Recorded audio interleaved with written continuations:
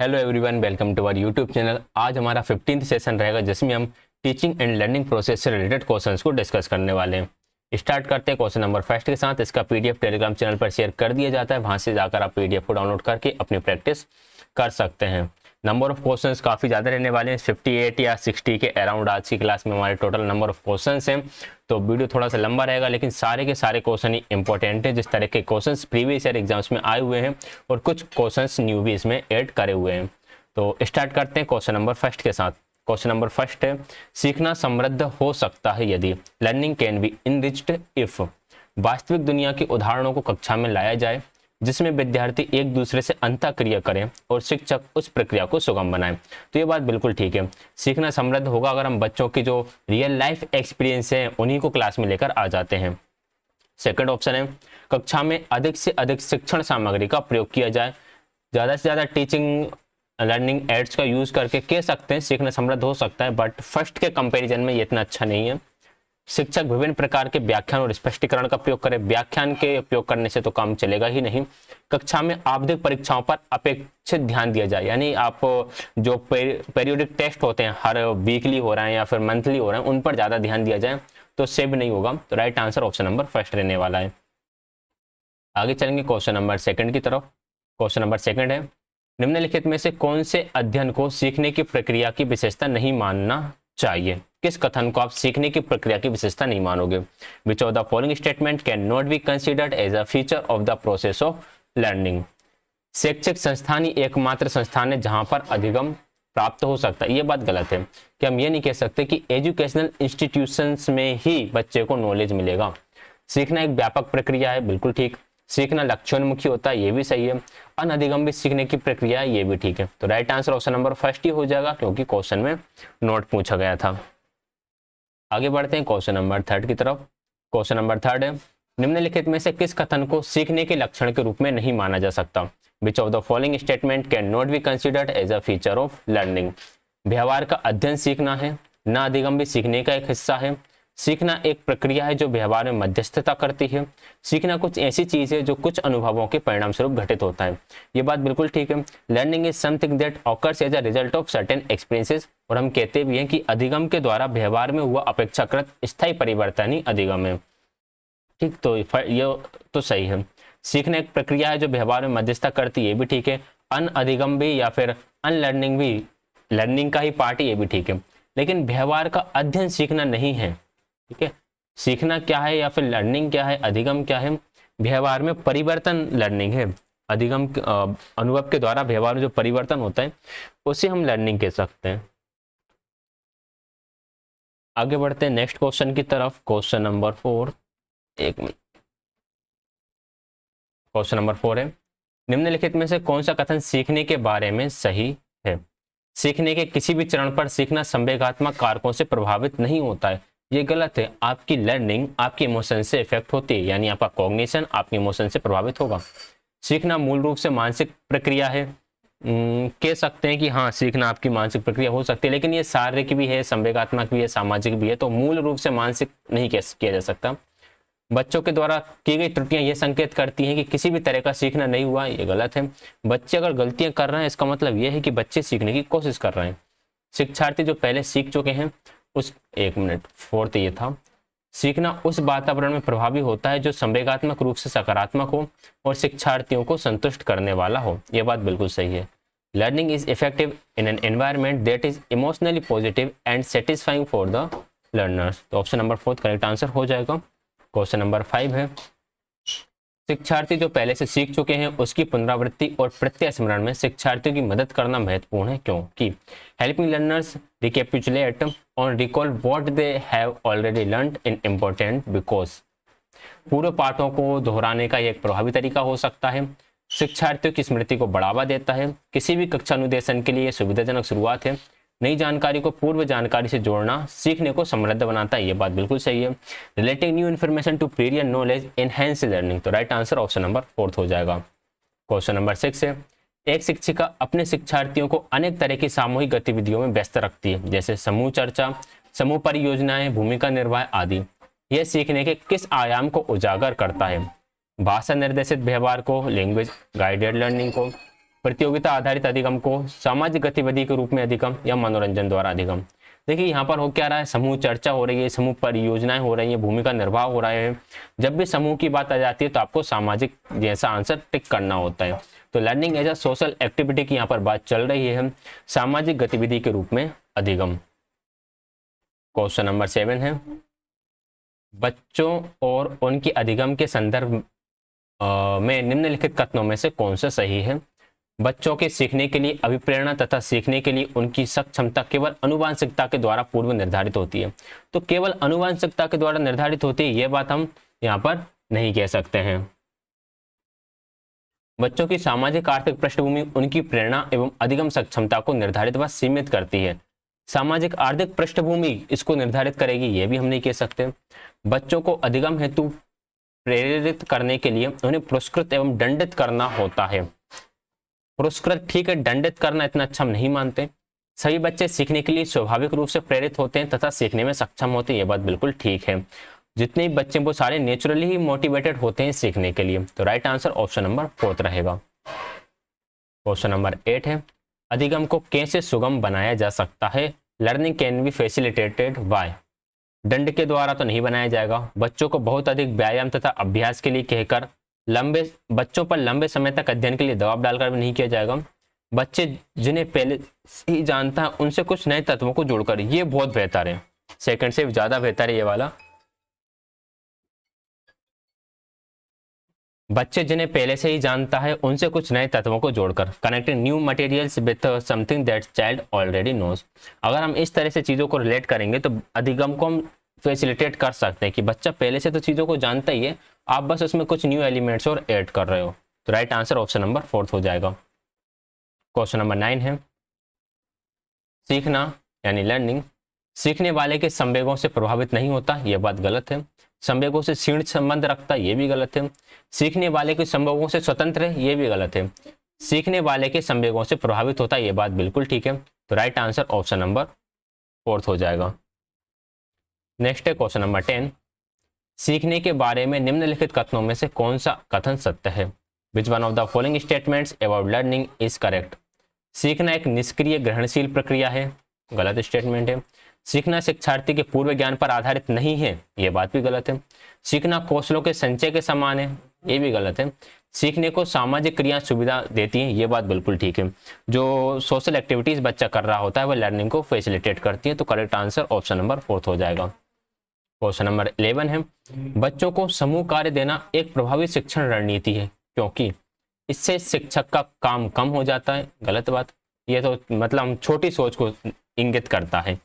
छोटे समूह में कुछ बच्चों को दूसरे बच्चों पर हावी होने की अनुमति होती है, हावी होने की अनुमति होती है, ये नेगेटिव सेंस क्रिएट कर रहा है। सीखने की प्रक्रिया में बच्चे एक दूसरे से सीखते हैं और परस्पर सहायता भी करते हैं, बिल्कुल सही बात है।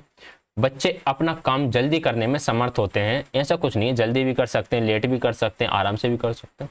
तो थर्ड इसका करेक्ट आंसर हो जाएगा। क्वेश्चन नंबर 12 है, निम्नलिखित में से कौन सा कारक अधिगम को सकारात्मक रूप से प्रभावित करता है। अनुत्तीर्ण हो जाने का भय, ये तो नकारात्मक है। सहपाठियों से प्रतियोगिता, ये भी नकारात्मक है। माता पिता की ओर से दबाव भी नकारात्मक है। अर्थपूर्ण संबंध, मीनिंगफुल एसोसिएशन जो है वो एक तरह से पॉजिटिव फैक्टर है, ठीक। तो राइट आंसर ऑप्शन नंबर 3 रहेगा। क्वेश्चन नंबर 13 है, निम्नलिखित में से कौन सा एक सीखने के लिए प्रमुख है। Which one of the following is central to learning. अनुकरण, अर्थ निर्माण, अनुबंधन या फिर रटकर याद करना। तो सीखने के लिए प्रमुख कौन सा, इंपॉर्टेंट कौन सा है। हम यह कह सकते हैं कि जो अर्थ निर्माण होता है, मीनिंग मेकिंग होता है, वह सबसे इंपॉर्टेंट होता है या सेंट्रल होता है लर्निंग का। तो सेकंड राइट आंसर रहेगा। क्वेश्चन नंबर 14 है, सार्थक अधिगम है मीनिंगफुल लर्निंग इज उद्दीपक तथा उत्तर के बीच युग्मन तथा साहचर्य, वयस्कों और अधिक सक्षम साथियों का अनुकरण, दी गई सूचना का निष्क्रिय ग्रहण, निजी अनुभवों से ज्ञान की संरचनाओं का सक्रिय निर्माण। तो ऑप्शन नंबर 4 करेक्ट आंसर रहेगा। Active creation of knowledge structures from personal experience. Question number 15, निम्नलिखित में से कौन सा अधिगम के सार्थक सरलीकरण के रूप में परिणत नहीं होता है। उदाहरणों एवं गैर उदाहरणों का प्रयोग, ये तो ठीक बात होती है। एक समस्या पर अनेक तरीकों से विचार करने के लिए प्रोत्साहित करना, ये भी सही है। पहले से विद्वान ज्ञान से नए ज्ञान को जोड़ना, ये बात भी ठीक है। स्मरण करने और दोहराने को बढ़ावा देना, इससे सार्थक अधिगम तो हो नहीं सकता। तो राइट आंसर ऑप्शन नंबर 4 हो जाएगा, क्योंकि हमसे नोट पूछा गया था। क्वेश्चन नंबर 16 है, निम्नलिखित में से कौन सा कारक कक्षा में सार्थक अधिगम का पक्ष लेता है? Which of the following factor supports the meaningful learning in the classroom? विषय वस्तु तथा बच्चों के संपूर्ण कुशल क्षेम एवं अधिगम के प्रति सच्चा सरोकार रखना, यह बात ठीक है। बच्चों को पढ़ाने के लिए विपरीत करने तो परीक्षणों की संख्या बढ़ाना, नंबर ऑफ टेस्ट इंक्रीज करने से तो बच्चे डिमोटिवेट हो जाएंगे।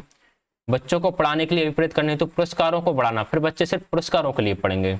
निर्देश के लिए केवल व्याख्यान विधि का प्रयोग करने से भी काम नहीं चलेगा। तो right answer option number first रहेगा। क्वेश्चन नंबर 17, अधिगम अनुभवों को इस प्रकार से आयोजित किया जाना चाहिए जिससे अधिगम को सार्थक बनाया जा सके। नीचे दिए गए अधिगम अनुभवों में से कौन सा बच्चों के लिए सार्थक अधिगम को सुगम नहीं बनाता है? सार्थक अधिगम को सुगम कौन सा नहीं बना रहा है, हमें यह बताना है। विषय वस्तु की केवल याद करने के आधार पर पुनरावृत्ति, केवल याद करने पर तो ये सुगम नहीं बनाएगा, तो यही राइट आंसर होना चाहिए। प्रश्न बनाना, इससे भी सुगम बनेगा अधिगम। वाद विवाद परिचर्चा प्रस्तुतिकरण, इससे भी सुगम बनेगा। तो फर्स्ट इसका राइट आंसर हो जाएगा। क्वेश्चन नंबर 18 है, निम्नलिखित में से कौन सा अधिगम को अधिकतम करने के लिए सर्वाधिक उचित है?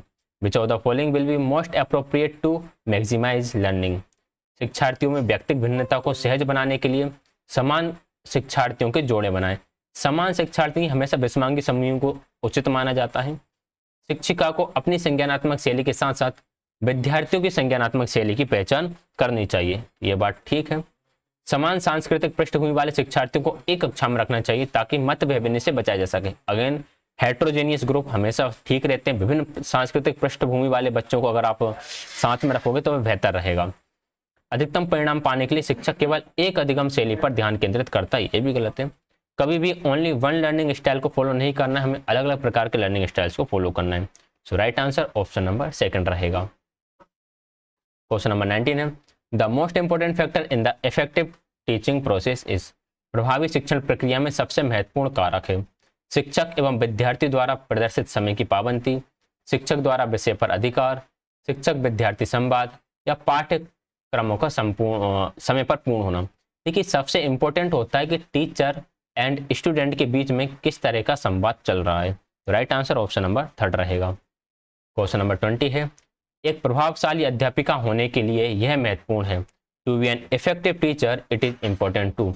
पुस्तक से उत्तरों को लिखवाने पर बल देना, समूह गतिविधि के बजाय व्यक्तिगत अधिगम पर ध्यान देना, विद्यार्थियों के द्वारा प्रश्न पूछने के कारण उत्पन्न व्यवधान की अनदेखी करना, प्रत्येक बच्चे के संपर्क में रहना। एक प्रभावशाली अध्यापिका होने के लिए इंपॉर्टेंट यह है कि प्रत्येक बच्चे के संपर्क में रहना, कि हर एक बच्चे के आप टच में रहो ताकि आप हर एक बच्चे को समझ सको, हर एक बच्चे की जरूरतों को समझ सको। राइट आंसर ऑप्शन नंबर 4 रहेगा। क्वेश्चन नंबर 21 है, इन एन इफेक्टिव क्लासरूम, एक प्रभावी कक्षा में बच्चे शिक्षक से डरते हैं, गलत है। शिक्षक का सम्मान नहीं करते, ये भी गलत है। बच्चे अपने अधिगम को सुगम बनाने के लिए मार्गदर्शन एवं सहयोग हेतु शिक्षक से सहायता लेते हैं, ये बात बिल्कुल ठीक है। बच्चे हमेशा उत्सुक और तैयार रहते हैं क्योंकि शिक्षक उनकी प्रत्यास्मरण योग्यता का आकलन करने के लिए नियमित रूप से परीक्षा लेता है, तो ये भी गलत है कि टीचर नियमित रूप से परीक्षा ले रहे हैं। तो राइट आंसर ऑप्शन नंबर 3 हो जाएगा। क्वेश्चन नंबर 22 है, इन एन इफेक्टिव क्लासरूम, एक प्रभावी कक्षा में अधिक अंक प्राप्त करने के लिए शिक्षार्थी एक दूसरे के साथ प्रतियोगिता में रहते हैं, गलत है। प्रतियोगिता हमेशा नेगेटिविटी को शो करता है। शिक्षक पाठ तैयार करता है, एक व्याख्यान के रूप में उसे प्रस्तुत करता है तथा चर्चा को प्रोत्साहित करता है, ये बात ठीक है। शिक्षक चर्चा को प्रोत्साहित करता है और शिक्षार्थियों के पूर्व ज्ञान एवं पृष्ठभूमि के संबंध बनाता है। व्याख्यान के रूप में उसे प्रस्तुत करता है, इसलिए ये नेगेटिव की तरफ चला जाएगा, थर्ड ज्यादा सही है। शिक्षार्थी निष्क्रिय रूप से शिक्षक के निर्देशों का पालन करते हैं, ये गलत है। तो करेक्ट आंसर है यहाँ पर ऑप्शन नंबर 3 रहेगा। नेक्स्ट है क्वेश्चन नंबर 23, निम्नलिखित में से कौन सा उदाहरण प्रभावशाली विद्यालय की प्रथा का है? Which of the following is an example of effective school practice? Individualized learning, व्यक्ति सापेक्ष अधिगम, competitive classroom, constant competitive evaluation, या कॉर्पोरल पनिशमेंट? पनिशमेंट नहीं देना, तुलनात्मक मूल्यांकन नहीं करना, प्रतियोगिता को नहीं रखना। इंडिविजुअलाइज्ड लर्निंग ये हम फॉलो कर सकते हैं कि हर एक बच्चे का वहां पर अधिगम हो रहा है, तो राइट आंसर ऑप्शन नंबर 1 हो जाएगा। 24 है, एक शिक्षक अपनी प्राथमिक कक्षा में प्रभावी अधिगम को बढ़ा सकती है। A teacher can enhance effective learning in her elementary classroom by? अपने विद्यार्थियों में प्रतियोगिता को प्रोत्साहन देकर, प्रतियोगिता को प्रोत्साहन देने से तो प्रभावी अधिगम नहीं होगा। विषय वस्तु को विद्यार्थी के जीवन के साथ संबंधित करके, इससे बिल्कुल होगा। अधिगम में छोटी छोटी उपलब्धियों के लिए पुरस्कार देकर हो सकता है, लेकिन इससे फिर पुरस्कार की आदत लग सकती है। प्रैक्टिस एंड इससे रटना हो सकता है, तो सेकंड ऑप्शन इसका राइट आंसर रहेगा। 25 है, विद्यार्थियों को स्वतंत्र रूप से चिंतन करने तथा प्रभावी शिक्षार्थी बनने में सक्षम बनाने हेतु शिक्षक के लिए यह महत्वपूर्ण है कि, क्या महत्वपूर्ण है? विद्यार्थियों के द्वारा प्राप्त की गई प्रत्येक सफलता के लिए उन्हें पुरस्कार देना, विद्यार्थियों को सिखाना कि किस प्रकार से अपने ध्येयों का अनुवीक्षण करें, छोटी छोटी इकाइयों या खंडों में जानकारी प्रदान करना, एक संगठित तरीके से जानकारी प्रदान करना ताकि पुनः स्मरण में सरल हो। हमें यह बताना है कि स्वतंत्र रूप से चिंतन करने के लिए कौन सा तरीका प्रभावी रहेगा। स्वतंत्र रूप से तरीका यही रहेगा कि teach student how to monitor their own learning, बच्चे खुद के ही अधिगम को मॉनिटर कर सकें, तो सेकंड करेक्ट आंसर रहेगा। 26 है, विद्यार्थियों के प्रभावशाली अधिगम के लिए निम्नलिखित में से कौन सा शिक्षक के प्रारंभिक कार्यों में से एक नहीं है? Which of the following is not one of the primary task of a teacher for affective student learning. विद्यार्थियों को उपदेशात्मक विधि से सूचना प्रदान करना। देखिए, अगर हम उपदेशात्मक विधि की बात करें तो ये कोई ठीक नहीं मानी जाती है। विद्यार्थी को उन धारणाओं को जानना जिन्हें लेकर वे कक्षा में आते हैं, ये बात ठीक है भाई। बच्चे कुछ कॉन्सेप्ट से लेकर आ रहे हैं तो उनके बारे में विद्यार्थियों को जानने में मदद करना। उच्चतर स्तर के प्रश्नों की अपेक्षा करना, बच्चों से आप अपेक्षा कर सकते हो कि आप बच्चों से कि बच्चे अच्छे लेवल के क्वेश्चन पूछें। बच्चों को यह सिखाना कि वे अपने अधिगम प्रयासों को कैसे देखकर सुधार सकते हैं, ये भी ठीक है। तो फर्स्ट ही गलत है क्योंकि उपदेशात्मक विधि इतनी अच्छी नहीं होती है। नोट पूछा गया था तो फर्स्ट ही इसका राइट आंसर हो जाएगा। क्वेश्चन नंबर 27 है, जिस कक्षा में विविध पृष्ठभूमि से विद्यार्थी आते हो वहां एक प्रभावी शिक्षक क्या करेगा? वंचित पृष्ठभूमि के विद्यार्थियों को कठिन परिश्रम करने के लिए कहेगा ताकि वे अपने छात्रों के बराबर पहुंच सकें। समूह में व्यक्तिगत विभिन्नता को बताने के लिए उनकी सांस्कृतिक जानकारी पर ध्यान देगा, ये ज्यादा ठीक लग रहा है। सांस्कृतिक जानकारी को अनदेखी तो करेगा नहीं। सब आर्थिक पृष्ठभूमि के विद्यार्थियों का समूह बनाएगा, ये भी नहीं करेगा। तो right answer option number second रहेगा। Focus on their culture knowledge to address individual differences among the groups. Question number 28 है, क्वेश्चन नंबर 28 है, चिल्ड्रन लर्न इफेक्टिवली वेयर, बच्चे प्रभावी रूप से सीखते हैं जब। कब बच्चे प्रभावी रूप से सीख सकते हैं? वे पाठ्यक्रम में, पाठ्य पुस्तक में दिए गए तथ्यों को याद करते हैं। ओनली क्या करते हैं, मेमोराइज करने से तो काम बनता नहीं है क्योंकि इससे तो सिर्फ रोट मेमोराइजेशन बढ़ जाता है, बच्चों को चीज़ समझ में आती नहीं है। श्याम पट पर अध्यापक के द्वारा लिखे गए उत्तरों की नकल करते हैं, इससे भी प्रभावी अधिगम नहीं होगा। विभिन्न गतिविधियों एवं कार्यों में सक्रिय रूप से भाग लेते हैं, इससे हो जाएगा। शिक्षक कक्षा में होने वाली सभी घटनाओं व बच्चों को पूर्ण रूप से नियंत्रित करता है, तो पूर्ण रूप से नियंत्रित करने से भी काम नहीं चलेगा। Right answer option number third हो जाएगा। क्वेश्चन नंबर 29 है, निम्नलिखित में से कौन प्रभावी अधिगम रणनीतियों के उदाहरण हैं? Which of the following are examples of effective learning strategies? लक्ष्य एवं समय सारणी निर्धारित करना, ये प्रभावी अधिगम इससे होता है। संगठनात्मक चार्टों एवं अवधारणात्मक नक्शे बनाना, इससे भी होगा। उदाहरणों गैर उदाहरणों के बारे में सोचना, ये भी ठीक है। हम उम्र साथियों को समझाना, ये भी सही है। स्वयं से प्रश्न करना, ये भी ठीक है। तो पांचों के पांचों ही ठीक है। Right answer option number second हो जाएगा, जिसके अंदर 1 2 3 4 5 पांचों हैं। क्वेश्चन नंबर 30 है, निम्नलिखित में से कौन सी शिक्षण अधिगम के लिए एक प्रभावशाली शिक्षण प्रणाली नहीं है? नोट बताना है। ज्ञान को दोहराने पर केंद्रित करना, यह प्रभावशाली नहीं होता है। अंतर्दृष्टि द्वारा अनुमान लगाने के लिए प्रोत्साहित करना, यह प्रभावशाली है। प्रयोग पर्यवेक्षण, यह भी प्रभावशाली प्रक्रिया होती है। संवाद एवं परिचर्चा भी प्रभावशाली प्रक्रिया है। हमसे नोट पूछा गया था तो right answer option number first हो जाएगा। Focusing on reproduction of knowledge as given. Question number 31 है, निम्नलिखित में से कौन सा समाज के लिए शिक्षण को प्रदर्शित नहीं करता है? Which of the following does not reflect teaching for understanding?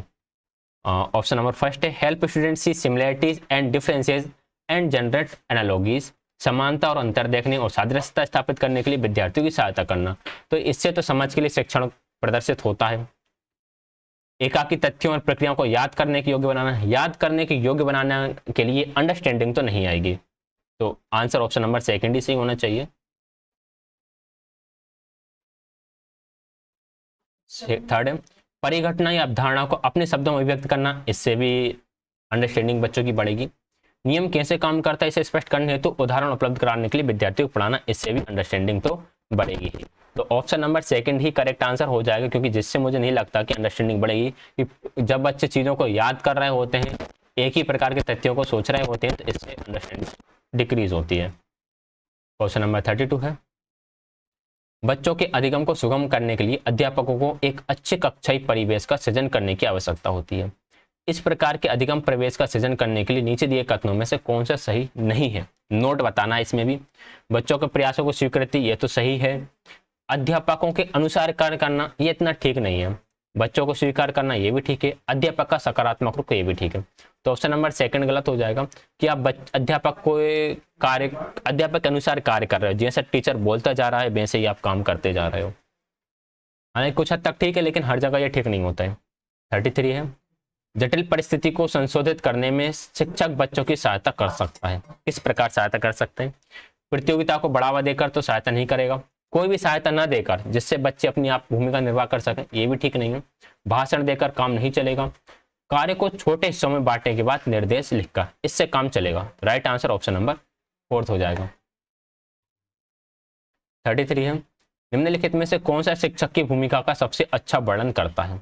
एक शिक्षक को निर्धारित पाठ्य पुस्तक का पालन करना चाहिए। देखिए, एक फिक्स बुक को अगर टीचर यूज करेगा तो उससे काम नहीं चलने वाला।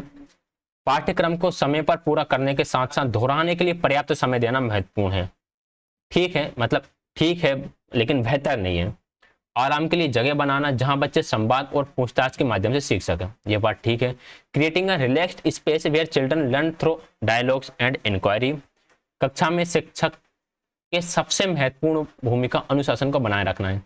देखिए, थोड़ा बहुत गदर क्लास में होना चाहिए। गदर मतलब कि थोड़ी बहुत बातचीत क्लास में होना चाहिए, बच्चे एक दूसरे से बात कर रहे हैं, थोड़ा सा शोर भी होना चाहिए।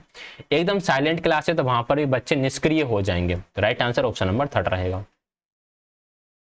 35 है, शिक्षक कक्षा में पढ़ने में ध्यान न देने वाले बच्चों से किस प्रकार का बर्ताव कर सकते हैं? गृह कार्य के रूप में अत्यधिक वर्कशीट देकर, बच्चों को कक्षा से बाहर जाने के लिए कहकर, पूरी कक्षा के सामने उन्हें बार बार डांट कर, उनसे बात करके तथा उनकी अरुचि का कारण जानने की कोशिश करके। तो 4th ऑप्शन करेक्ट आंसर हो जाएगा। Talk to them and find out reasons for their disinterest, कि आखिर बच्चे इंटरेस्ट क्यों नहीं ले रहे हैं, इसका रीजन क्या है। 36 है, प्राथमिक स्तर पर एक शिक्षक की निम्न में से किसे सबसे महत्वपूर्ण विशेषता माना जाना चाहिए? पढ़ने की उत्सुकता, ये बात ठीक है, ये विशेषता हो सकती है। धैर्य और दृढ़ता, ये भी विशेषता हो सकती है। शिक्षण पद्धति और विषयों के ज्ञान में दक्षता, ये भी अच्छी विशेषता है। अति मानक भाषा में पढ़ाने की दक्षता, ये भी लगभग ठीक है। लेकिन सबसे महत्वपूर्ण होता है धैर्य और दृढ़ता। टीचर के अंदर धैर्य सबसे महत्वपूर्ण विशेषता है। अगर धैर्य नहीं होगा तो वह टीचर सही से बन ही नहीं सकता है। तो सेकंड करेक्ट आंसर रहेगा। 37 है, को एक अभिप्रेरित शिक्षक का संकेतक माना जाता है। कक्षा में अधिकतम उपस्थिति, शिक्षक द्वारा दिया गया उपचारात्मक कार्य, विद्यार्थी द्वारा प्रश्न पूछना, या कक्षा में एकदम खामोशी। अगर हम मोटिवेटेड टीचिंग की बात करें तो वह टीचिंग होनी चाहिए जिसमें विद्यार्थी प्रश्न पूछते हैं, क्वेश्चंस पूछते हैं। हम कह सकते हैं कि बच्चे मोटिवेटेड हैं। लेकिन बुक में इसका राइट आंसर ऑप्शन नंबर 2 रखा है कि शिक्षक द्वारा दिया गया उपचारात्मक कार्य जो है वह अभिप्रेरित शिक्षण का संकेतक माना जाएगा। तो हम इसे डाउट में रख सकते हैं कि वैसे 3rd भी ठीक है, 2nd बुक के अकॉर्डिंग ठीक है, बट 3rd ज्यादा बेटर लग रहा है। क्वेश्चन नंबर 38, शिक्षक की सबसे मुख्य जिम्मेदारी है। The major responsibilities of a teacher is to, पाठ्य योजना तैयार करना और उसके अनुसार पढ़ाना, यथासंभव क्रियाकलापों का आयोजन करना, कठोर अनुशासन बनाए रखना, विद्यार्थियों की विभिन्न अधिगम शैलियों के अनुसार सीखने के मौके उपलब्ध कराना। तो शिक्षक की सबसे मुख्य जिम्मेदारी तो यही होती है कि विद्यार्थियों की विभिन्न अधिगम शैलियों के अनुसार सीखने के मौके उपलब्ध कराना। 39 है, अपने पाठ को शीघ्र पूरा करने के लिए शिक्षक अपनी पसंद के वरीयता वाले शिक्षार्थियों के समूह से उत्तर की अपेक्षा करता है। टीचर ये सोचता है कि यार उसका चैप्टर जल्दी कंप्लीट हो जाए, तो जो बच्चे टीचर को पसंद है वे उन्हीं से उत्तर की अपेक्षा करता है, उन्हीं मतलब क्वेश्चन पूछता है, वो बच्चे उत्तर दे देते हैं, वे आगे बढ़ जाता है। अब इससे क्या होगा? उन शिक्षार्थियों की पहचान करने संबंधी कौशलों की मांग करता है जो अधिकतर सवालों का उत्तर दे सकते हैं। पाठ्यक्रम को पूरा करने के लिए कक्षा में ऐसा करना जरूरी है।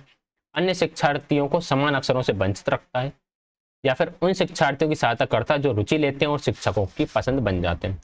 राइट आंसर ऑप्शन नंबर 3 रहेगा कि ये अन्य शिक्षार्थियों को समान अवसरों से वंचित कर देता है। काफी ऐसे शिक्षार्थी छूट जाते हैं जिन्हें कभी अवसर ही नहीं मिलता बोलने का। तो राइट आंसर ऑप्शन नंबर 3 हो जाएगा। क्वेश्चन नंबर 40 है, किसी कक्षा में शिक्षक की भूमिका है। Role of teacher in a class is to, अपने ज्ञान से शिक्षार्थियों को परिपूर्ण करना और उन्हें परीक्षा के लिए तैयार करना, समय सारणी का कठोरता से पालन और पाठ्यक्रम से बंधे रहना, सीधे तरीके से ज्ञान पहुंचाना और शिक्षार्थियों को सही उत्तरों के लिए तैयार करना, सीखने की विश्वसनीय स्थितियां जुटाना और शिक्षार्थियों को स्वतंत्र चिंतन की सुविधा देना। देखिए शिक्षक की भूमिका होती है कि शिक्षण सीखने की विश्वसनीय स्थितियां जुटाएं और उन्हें स्वतंत्र चिंतन की सुविधा दें, बच्चे खुलकर सोच सकें। क्वेश्चन नंबर 41, भारत में बहुत से बच्चे विशेषकर लड़कियां विद्यालय में आने से पहले और विद्यालय से वापस जाने के बाद घर पर काम करते हैं। आपके विचार से इस संदर्भ में एक शिक्षिका को गृह कार्य के बारे में क्या करना चाहिए? बच्चों के माता पिता से उनके गृह कार्य को पूरा करने के लिए ट्यूशन लगवाने के लिए कहिए। ट्यूशन पर कभी भी फोकस नहीं करती पेडागोजी। उसे उन बच्चों को कठोर दंड देना चाहिए जो अपना गृह कार्य पूरा नहीं करते, ये तो गलत है। शिक्षिका को ऐसा गृह कार्य देना चाहिए जो विद्यालय में कराए गए अधिगम को बच्चे के घरेलू जीवन से जोड़ता हूं। तो राइट आंसर ऑप्शन नंबर 3 रहेगा। 4th भी देख लेते हैं। शिक्षिका को सुनिश्चित करना चाहिए बच्चों को अपना गृह कार्य पूरा करने की जल्दी उठे, ये कोई ठीक नहीं। राइट आंसर ऑप्शन नंबर 3 रहेगा।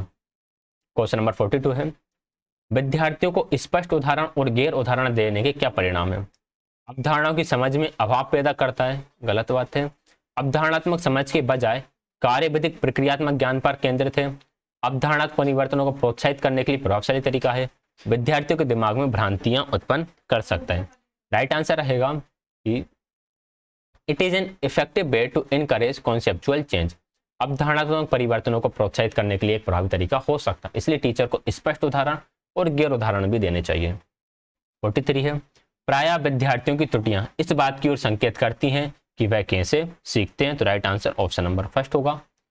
44 है, शिक्षकों को अपने विद्यार्थियों की त्रुटियों का अध्ययन करना चाहिए क्योंकि वे प्रायः की ओर संकेत करते हैं। किसकी ओर संकेत करते हैं?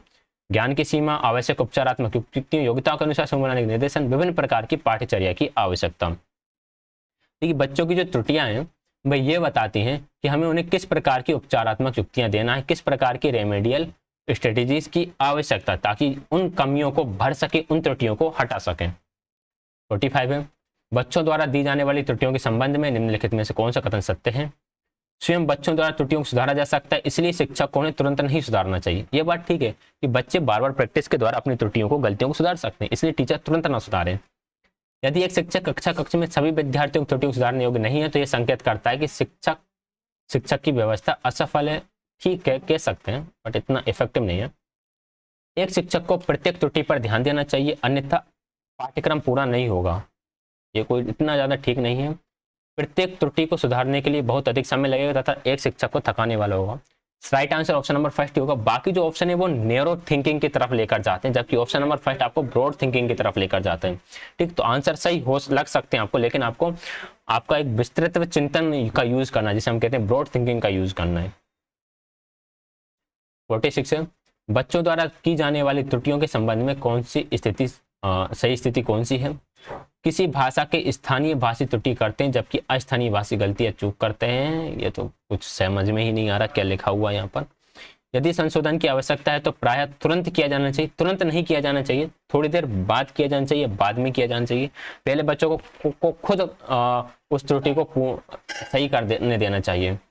त्रुटियों के तुरंत संशोधन के परिणाम स्वरूप सकारात्मक पुनर्वलन मिलता है। राइट आंसर ऑप्शन नंबर 3 रहेगा। उन्हें तुरंत ना करें, थोड़ा बच्चों को करने दें, सोचने दें उसके बारे में। एक शिक्षक को शिक्षार्थी कितनी बार गलती करने से बचता है, इसे सफलता के रूप में लेना चाहिए। ये बात ठीक है, मतलब ठीक है, ज्यादा ठीक नहीं है, कह सकते हैं ठीक है। जब शिक्षार्थी विचारों को संप्रेषित करने की कोशिश कर रहे हैं उन्हें ठीक नहीं करना चाहिए, ये ज्यादा ठीक है। व्याख्यान पर ध्यान नहीं देना चाहिए, शिक्षार्थियों की त्रुटि भयंकर भूल नहीं मानना चाहिए। देखिए सेकंड ये कह रहा है कि जब बच्चे खुद को संप्रेषित कर रहे हैं, कम्युनिकेशन कर रहे हैं या खुद को एक्सप्रेस कर रहे हैं, तो थोड़ी बहुत अगर गलती कर रहे हैं तो उन्हें बीच में टोको मत, क्योंकि अगर बीच में टोक दोगे तो जो संप्रेषण का उनका रिदम चल रहा है वो रिदम ब्रेक हो जाएगा। ठीक है, और बच्चों के अंदर एक हीन भावना भी आ सकती है कि वह सही तो अच्छे तरीके से बोल ही नहीं सकते। तो ऑप्शन नंबर 2 करेक्ट आंसर रहेगा। 48 है, यदि शिक्षार्थी पाठ के दौरान लगातार गलतियां करते हैं तो एक शिक्षक को क्या करना चाहिए? गलतियां करने वाले शिक्षार्थियों को कक्षा के बाहर कर देना चाहिए, गलत काम है। अनुदेशन कार्य समय सारणी अथवा बैठने की व्यवस्था में परिवर्तन करना चाहिए, ये भी गलत है। पाठ को कुछ समय के लिए छोड़ देना चाहिए और कुछ समय के बाद वापस आना चाहिए, ये भी गलत है, इससे कुछ नहीं होने वाला। गलतियां करने वाले शिक्षार्थियों की पहचान करनी चाहिए और उनके बारे में प्राचार्य से बात करनी चाहिए। हाँ, ये ठीक है कि आप जो बच्चे बार बार मिस्टेक कर रहे हैं, 1 मिनट, इससे प्राचार्य से बात करने से भी काम नहीं चलेगा। अनुदेशन कार्य समय सारणी बैठने की व्यवस्था में परिवर्तन इससे हो सकता है। देखिए यहाँ पर आप आपकी इंस्ट्रक्शन के तरीके को चेंज कर सकते हो, टास्क को बदल सकते हो, टाइम टेबल को थोड़ा चेंज कर सकते हैं। हो सकता है कि मैथ्स का पीरियड लास्ट में लग रहा है, उसे आप पहले शिफ्ट कर सकते हैं क्योंकि लास्ट में बच्चे थोड़े से बोरिंग हो जाते हैं। सिटिंग अरेंजमेंट को थोड़ा सा चेंज कर सकते हो कि जो बच्चे गलतियां कर रहे हैं उनको आप आगे बैठा सकते हो, बीच में बैठा सकते हो, या फिर जो बच्चे अच्छे हैं क्लास में उनके साथ बैठा सकते हो। तो इसका राइट आंसर फिर ऑप्शन नंबर 2 रहेगा। ठीक, आगे बढ़ते हैं क्वेश्चन नंबर 49 की तरफ। जो अध्यापक अध्यापिका अपने बच्चों की त्रुटियों में सुधार करनी चाहती है, उसके लिए कौन सा समुचित मार्ग है? उसे अपने विद्यार्थियों की त्रुटि को संशोधन करना चाहिए, इसके लिए चाहे उसे विद्यालय में देर तक बैठना पड़े, ये ज्यादा ठीक नहीं है। उसे बार बार की जाने वाली सामान्य त्रुटियों का अधिक संशोधन करने चाहिए, उन त्रुटियों को संशोधन करने चाहिए जो सामान्य अर्थ अवबोधन में हस्तक्षेप करती हैं, ये ठीक है। अगर त्रुटियां संशोधन प्रक्रिया बच्चों को शुद्ध करती है तो उनका संशोधन नहीं करना चाहिए, ये गलत है। ऑप्शन नंबर 3 ज्यादा सही है। देखिए, अर्थ निर्माण में या फिर उनकी अंडरस्टैंडिंग में अगर दिक्कत दे रही है त्रुटियां, तो उन त्रुटियों का संशोधन टीचर को करना चाहिए। तो राइट आंसर ऑप्शन नंबर 3 रहेगा। क्वेश्चन नंबर 50 है, विद्यार्थियों की गलतियां इस कारण से महत्वपूर्ण होती हैं, उत्तीर्ण एवं अनुत्तीर्ण समूह में वर्गीकृत करने के लिए महत्वपूर्ण उपकरण है, यह तो गलत स्टेटमेंट है। अध्यापकों को बच्चों की अधिगम समस्याओं के निदान में सहायता करते हैं, ये ठीक है। यह बच्चे के विचार की अंतर्दृष्टि उपलब्ध कराती तथा समाधानों को पहचानने में सहायता करती, तो सी भी सही है। ये कक्षा से कुछ बच्चों को हटाने के लिए आधार उपलब्ध कराती है, ये गलत है। तो बी एंड सी दोनों ही सही है। तो राइट आंसर हो जाएगा ऑप्शन नंबर 2, बी और सी, यानी B and C. Question number 51 है, आपकी कक्षा में कुछ बच्चे हैं जो गलतियां करते हैं, इस परिस्थिति का आपके विश्लेषण के अनुसार इनमें से कौन सा कथन सर्वाधिक उपयुक्त है? बच्चे का बुद्धि स्तर निम्न है, बच्चों के अध्ययन में रुचि नहीं है और वे अनुशासनहीनता उत्पन्न करना चाहते हैं, बच्चों को आपकी कक्षा में प्रोन्नत नहीं करना चाहिए था, बच्चों ने अभी तक संकल्पनात्मक स्पष्टता प्रदान नहीं करी है, अतः आपको अपनी शिक्षण विधि पर चिंतन करने की आवश्यकता है। तो यह बात सही है, ऑप्शन नंबर 4। अगर टीचिंग गलती कर रहे हैं ना, बच्चे गलती कर रहे हैं, तो इसका मतलब यह है कि बच्चों ने अभी तक संकल्पनात्मक स्पष्टता प्रदान नहीं करी, मीन्स जो कॉन्सेप्ट है वे क्लियर नहीं हुए हैं। तो आपकी जो टीचिंग मेथड है ना, उस पर थोड़ा आप विचार करो, उसे परिवर्तन करो, या इसमें कुछ परिवर्तन करने की आपको जरूरत हो सकती है। 52 है, उच्च प्राथमिक विद्यालय की गणित अध्यापिका के रूप में आप विश्वास करती हैं कि आप उच्च प्राथमिक विद्यालय गणित की शिक्षिका हैं, तो आप क्या करेंगी? विद्यार्थियों की गलतियां उनके चिंतन में अंतर्दृष्टि उपलब्ध कराती हैं, उच्च प्राथमिक विद्यालय के सभी बच्चों को गणित पढ़ाने की योग्यता नहीं है, ये गलत है। लड़के गणित को बिना अधिक प्रयास के सीख जाएंगे क्योंकि ये उनकी जन्मजात विशेषता, ये गलत है।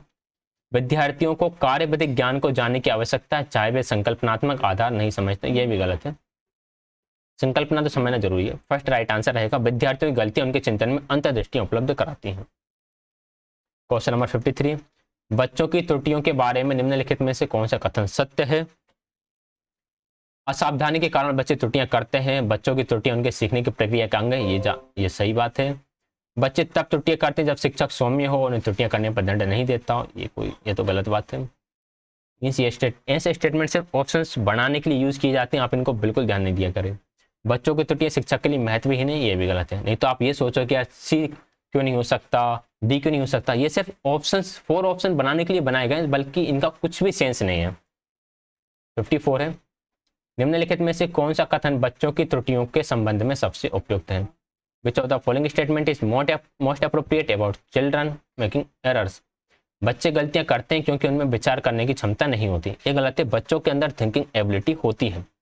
बच्चों की गलतियां खिड़की के समान है, ये जानने के लिए कि वे किस प्रकार सोचते हैं, ये बात सही है। गलतियों से बचने के लिए बच्चों को शिक्षक का अनुसरण करना चाहिए, ये गलत है। बच्चों की गलतियों को गंभीरता से लेना चाहिए, कठोर दंड दिया जाना चाहिए, ये गलत है।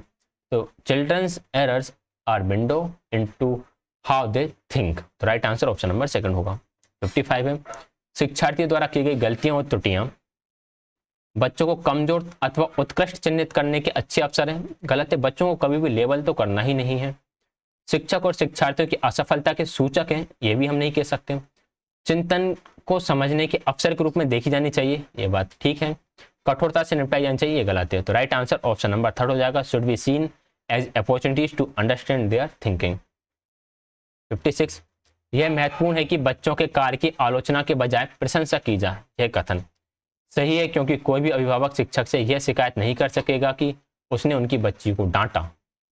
आलोचना की बजाय प्रशंसा की जाए, ये बात को ठीक नहीं है। ये चलो देखते हैं, इसको रिव्यू करते हैं बाकी और ऑप्शंस पढ़ने के बाद। मुझे ये ठीक नहीं लग रहा, बिल्कुल गलत है। गलत तो होगा नहीं, ये सही होगा। सही है, क्योंकि यह बच्चे में सृजनात्मकता को प्रोत्साहित करेगा। बच्चे ने कोई काम करा तो उसकी आलोचना की बजाय आपको उसकी प्रशंसा करो, तो बच्चे उस तरह की एक्टिविटीज को ठीक करेगा। आलोचना मतलब बच्चे ने कोई नया काम करा है तो उसको क्रिटिसाइज मत करो, उसको अप्रिसिएट करो, ठीक। तो सही रहेगा, बच्चे की सृजनात्मकता को बढ़ाएगा। क्वेश्चन नंबर 57 है, बच्चे की गलतियां बार बार करने के लिए कहकर तुरंत सुधार देनी चाहिए, तुरंत नहीं सुधारनी चाहिए। अधिगम का एक भाग तथा उनके विचारों में एक अंतर्दृष्टि देते हैं, यह बात ठीक है। शिक्षण अधिगम प्रक्रिया महत्वहीन है, यह गलत है। प्रदर्शित करते हैं कि बच्चे कितने लापरवाह हैं, ये भी गलत है। तो राइट आंसर ऑप्शन नंबर 2 रहेगा, are a part of learning and given an insight into their thinking. 58 है, बच्चों की गलतियां एवं भ्रांत अवधारणाएं अनदेखी नहीं करना चाहिए। सूचित करते हैं कि बच्चों की क्षमताएं वयस्कों की तुलना में बहुत निम्न स्तर की हैं, ये तो नेगेटिव सेंस की तरफ जा रहे हैं। शिक्षण अधिगम प्रक्रिया में महत्वपूर्ण कदम है, हाँ ये कह सकते हैं हम। शिक्षण अधिगम प्रक्रिया के लिए रुकावट एवं बाधा है। बच्चों के अंदर किसी भी प्रकार के कॉन्सेप्ट बने हुए हैं, कुछ गलतियां बच्चे करते हैं, कुछ मिसकंसेप्शंस हैं, तो ये एक शिक्षण अधिगम प्रक्रिया में महत्वपूर्ण कदम है। आपको इससे मदद मिलती है, आप बच्चों को समझ सकते हो, बच्चे के लेवल को जान सकते हो। तो राइट आंसर ऑप्शन नंबर 3 रहेगा। तो ये थे हमारे आज की क्लास के 58 क्वेश्चन। इसकी आंसर की का इसमें ऐड नहीं हो पाई है, तो इतने टफ क्वेश्चंस भी नहीं है, आप आंसर्स आराम से लगा सकते हो। एक बार पढ़ने के बाद आपको सारे आंसर्स याद रह ही जाएंगे। वीडियो को लाइक शेयर, चैनल को सब्सक्राइब कर दीजिएगा। कोई भी डाउट है उसके लिए आप कमेंट पूछ सकते हैं। वीडियो देखने के लिए आप सभी का बहुत बहुत धन्यवाद।